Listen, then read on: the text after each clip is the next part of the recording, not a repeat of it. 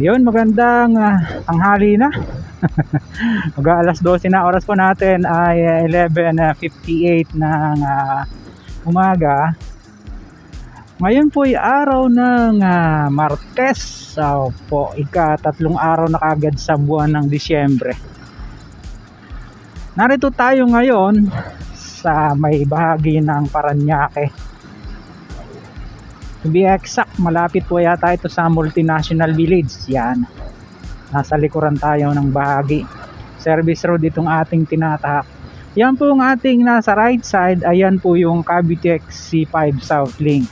At yun na nga po, pupuntahan natin yung isang bahagi niyan na nabalitaan natin ay gagawa na, no? Kung maalala nyo yung Kaingin Road na dating napaka-traffic, yung may mga kumpul ng bahayan dyan sa may likod ng airport, no? Ito po yung pupuntahan natin kasi dati, di ba, kung maalala nyo yung mga huling vlog natin dyan, may ginagawang kalsada dun sa right side, yung mismong gilid ng airport ay gawa na. Opo, meron tayong inapanood na ilang mga vlog na yun nga, wala nang halos traffic dyan. Nagkakaroon na lang po ng build up kapag rush hour doon sa panulukan ng yung papunta na ng mismong Multinational Village, no? Sa may Ambel compound ba yun?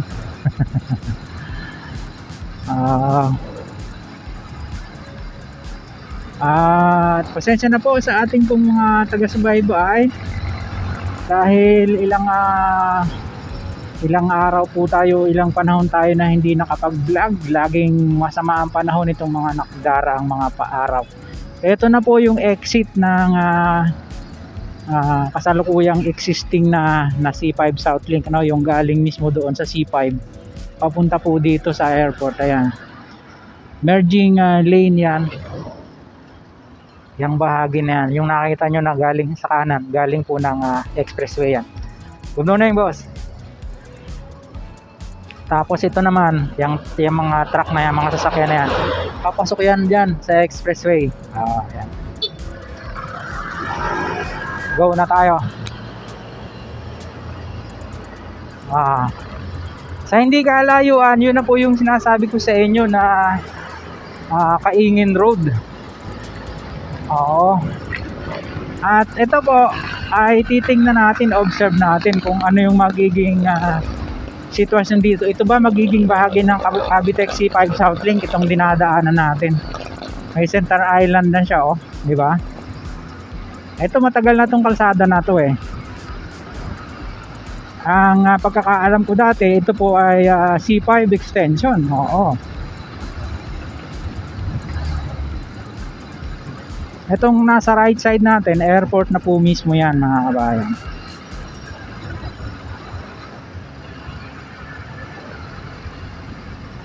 Ayan, oh.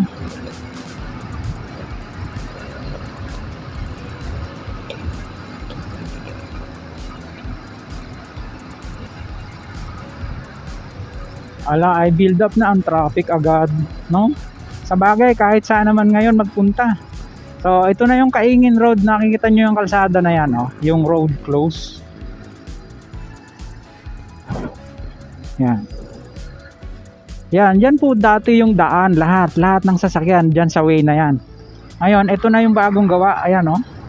Kitang-kita nyo naman yung ebidensya, puting-puti pa yung kalsada, ano. Mangkanan tayo. Manggilid tayo para makita natin yung mga eroplano. Ayan, oh. Ang baba ng bakod sa bahaging ito, eh. Halos hindi pa siya pantay tao. Kaya makikita mo yung runway dyan.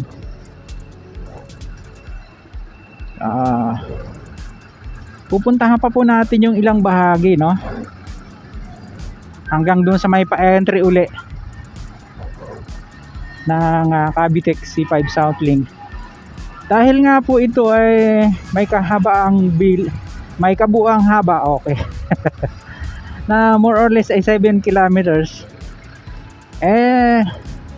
Tingnan natin kung alin yung kung saan sila dadaan, kasi parang useless naman kung ito magiging bahagi na expressway patos napaka-traffic, no? Wow, stuck na tayo dito.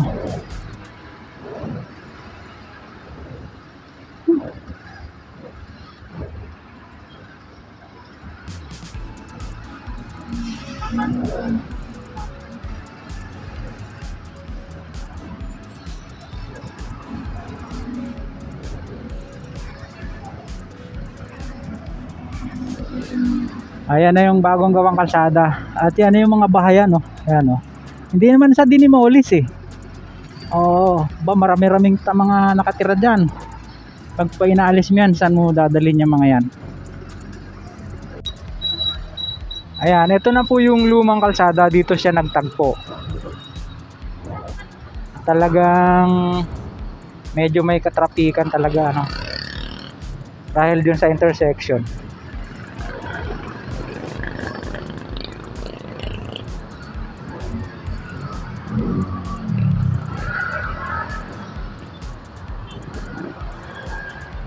Yung iba sinasalubong na nga, eh.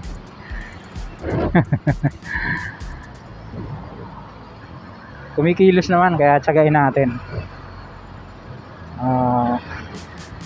Ngayon po kasi ay buwan na ng Disyembre, kaya kahit saan ka magsuot ay matraffic na, lalo na kapag rush hour. Nako, maniwala kayo.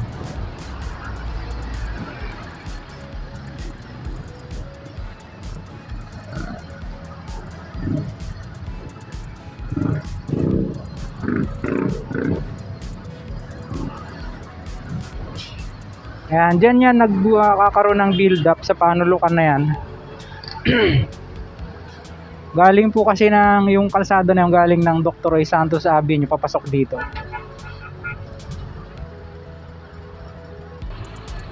Ayun, sa wakas nag-go na rin.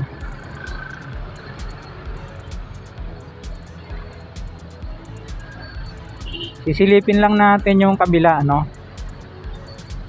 At matay ko mang isipin, wala namang ibang dadaanan kung idudugsong yung C5 Southlink, no? Wala ibang dadaanan kundi dito para siya ay mabuo yung expressway na yan.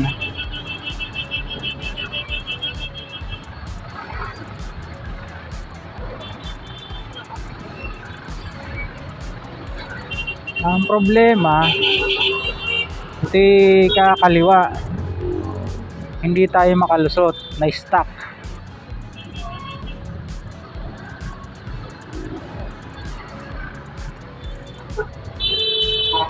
Okay.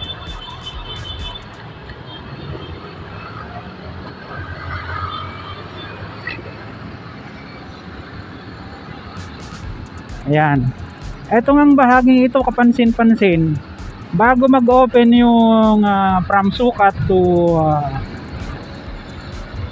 Aguinaldo Boulevard o dyan sa Cavitex, inispalto po ito. Ayan, oh, ganda ng daan, diba?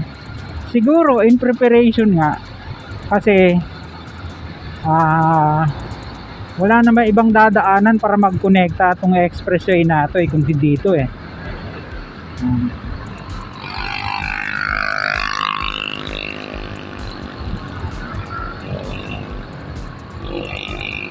Ayan, dyan naman mga container na terminal yan.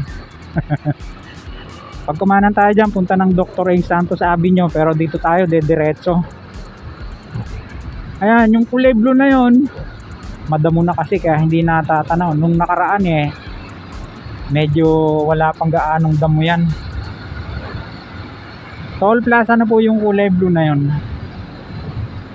At dyan sa una-unahan yung entry exit nya.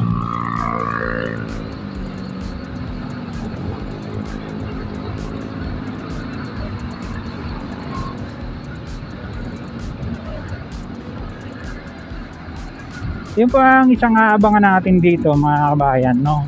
Kung paano siya magko-connect.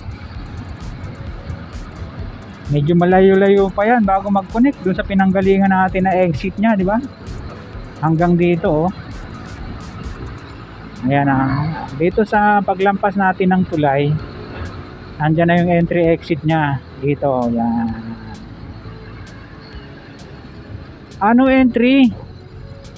Proceed to Sukat Road. O doon pala mag-entry exit lang dito. O yun yung nangyari. Disgrasya. Yun lang. Yan siya oh. Wala palang entry dito. Pupunta daw ng Sukat Road. Exit lang. Ayan, ayun oh. Tanaw na yan hanggang dun. Bawal nga lang po ang drone dito mga kabayan, kaya tsaga-tsagain nyo lang itong byland video natin. Ayan o, sinimentohan ng bago. Pinaluan pala yung C5. So yun, hanggang dyan na lang muna yung ating update dito nga sa ginagawang yung daan na yun ng Cavite C5 Southlink. Ayan o. Sa mga ngayon lang napagawi sa ating pong munting channel, huwag niyo pong kalimutang mag-like at mag-subscribe, pakipindot po ang notification bell para lagi po kayong updated anytime mag-upload po tayo ng video. Kung muli si Kabayang Alex lagi nagpapaalala, mag-ingat po tayo, lagi tayong manalangin po, salamat sa Diyos. See you po on my next vlog, God willing. Hasta la, bye bye.